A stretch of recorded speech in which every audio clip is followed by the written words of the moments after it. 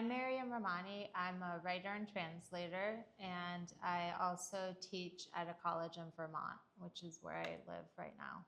I have a novel out called Liquid, a Love Story, and it explores an Iranian American woman's journey in Los Angeles and in Tehran. The identity of the narrator doesn't exactly match my own, but it's a reference to Sadiq Hidayat's Blind Owl, which is the first novel in Farsi from 1937. And that novel, we have a half Indian, half Iranian narrator. And in part, my book really engages with the history of Orientalism within Iran, Orientalizing the further east of India, and especially the fetishization of Indian women and brown women. So, that's kind of where that came from. So several years ago, I translated a novel from Farsi, a contemporary novel, In Case of Emergency. I waited a couple years to take on another project, but I am right now finishing up a translation of Farzaneh Milani's biography of Furugh Farrokhzad. So Farzaneh Milani is the worldwide scholar on Furugh Farrokhzad, the mid-century feminist Iranian poet. Milani, almost a decade ago, published a book with an expat press that is a comprehensive biography of Farrokhzad, but for a public audience. Otherwise, she publishes scholarly books. But she wanted to make this book available to people, and in particular, available to fellow Iranians. So even though she publishes regularly in English, she chose to write it in Farsi. It's a political act to do that. It really is in line with Farrokhzad's own feminist politics. And Milani approached me a couple years ago. She had seen my translation of Mahsa Mohib Ali's work, and she liked it, evidently, and she asked me if I would consider translating Farrokhzad's biography. So, I had used the book in my own research. I was familiar with it. So we started working together, and, it's really kind of a beautiful moment right now, looking at the light at the end of the tunnel. American readers, including, of course, Iranian Americans who don't necessarily have access to Farsi, are going to have access to this book for the first time in just a little over a year. We're looking at fall 2026. It's difficult to do. I mean, she is a professor emeritus at UVA. She is a professor of literature. So it was quite the challenge, but Milani is really quite gracious, and both of us our goal is to open new pathways for people to come to Furugh. And that's really just the point, as allowing lovers of literature, allowing new readers, allowing readers who actually are familiar with Furugh. She's already translated into English quite often. Not her entire oeuvre, unfortunately, but some of her more famous poems have been retranslated several times by now. This is just going to be, I think, a really great opportunity for everyone to learn a little bit more about the life behind the work. A couple of years ago, I started working on a new novel myself. This novel harkens back to my studies of Islamic art. My kind of final training, I have a PhD in comparative literature. Many years before that, because I worked in between, I did a master's in Islamic art, and there was a period where I actually thought that was going to be my life. I was going to try to be a curator in Islamic art. I did a lot of internships at various museums across the world, got familiar with these collections. And, life kind of ended up taking me back to literature, back to the word, and a little bit of a different path, but certainly an adjacent one. As I was editing my novel, I really was itching to write something new, and I would steal away moments to start working on a new project. So in this new project, there is an engagement with the intertwined histories of violence that exist in various arenas. On the one hand, the personal narrative that acts as the spine of the book is a woman contending with a history of abuse within her family. But, so there's this kind of gendered violence there. And then she is a trained art historian. And we see her moving through primarily two spaces, the Islamic art wing at the Louvre and the Shangri-La. So I haven't written any of the Shangri-La pages because I needed to, really be here and live in this space and become familiar with the space and the communities that gather here. I was really intrigued with this idea of balancing the Parisian half, which is, one of the world's largest museums, looking at the Louvre, looking at the history of that collection, how Islamic art came into being there, balancing that kind of institutional, in some ways just the expanse of like when you walk around that museum, and also the sense of expanse, the airiness that exists in the new Islamic art wing. They opened a new wing around 2013, I believe. And the architecture is very heavy on glass and, kind of purposefully makes it feel, it's almost actually like a reference to flying carpets, which is kind of funny. But looking at that and balancing it out with a collection that didn't actually start as a collection. The intimacy of the space of the Shangri-La,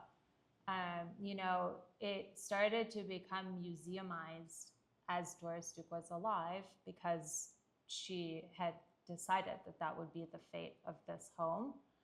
But it didn't start that way. And it didn't start from the perspective of formal study. It didn't start from this Orientalist view in the sense of the European tradition, like a real engagement with the poetry, with the literature.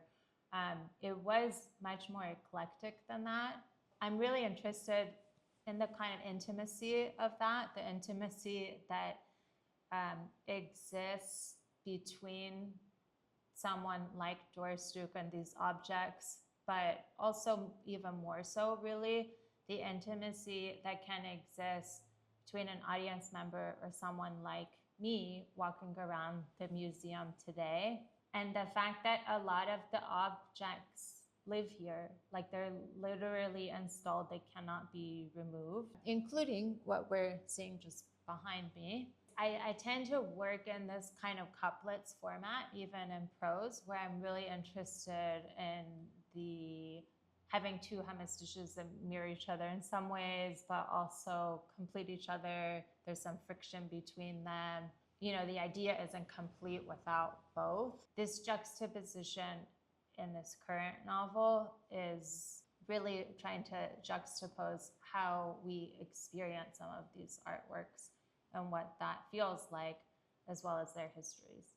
Of course, before that, I had unknowingly been studying Islamic art, just living in an Iranian household. I grew up with a lot of these motifs. I knew the visual language, had been taught, unbeknownst to me, the visual language. But I formally started studying Islamic art in undergrad, putting a name to a lot of things I had seen, of course, going deeper and wider than I had ever done in my personal experience.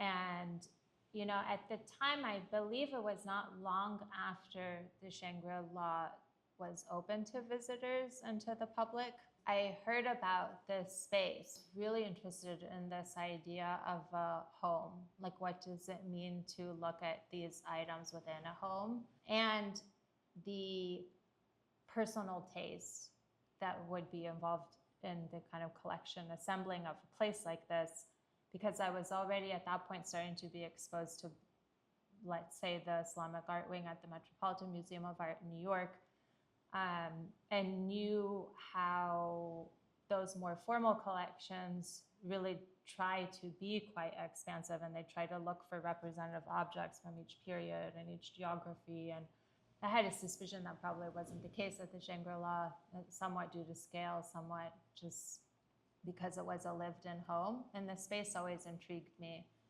And then I just never really got an opportunity to come until more recently.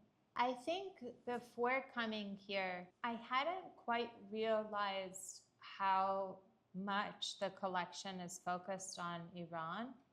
Not strictly focused, you know, Iranian art is one of maybe 2 or 3 of the main foci, but it certainly is one dominant center point around which, you know, a lot is organized, including a lot in this room in which we're now sitting. And in particular, Qajar art, which in the 30s, when Doris Duke first started collecting, was not contemporary to her, but certainly was not very old either. You know, like it really was that she just liked these objects. They weren't particularly valuable, for one thing, and they certainly weren't valued in a taste-making sense, like in the sets in which she would have been operating, the social scenes that she would have been in.